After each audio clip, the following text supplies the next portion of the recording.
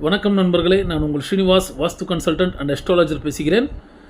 இந்த பதிவு என்னன்னு பார்த்தீங்கன்னா, பரிகார ஸ்தலங்களுக்கு போகும்போது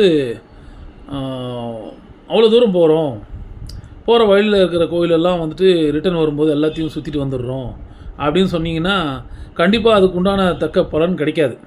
இப்போது ஃபார் எக்ஸாம்பிள் நவகிரக கோயிலுன்னு சொல்லிட்டு மொத்தமாக பேக்கேஜ் மாதிரி போட்டு எல்லா கிரகத்துக்கும் சுற்றிட்டு வந்துடுறாங்க. அப்போ எல்லாமே ஆக்டிவேட் ஆகும், நன்மையும் ப்ளஸ் ஆகும், தீமையும் ப்ளஸ் ஆகும்.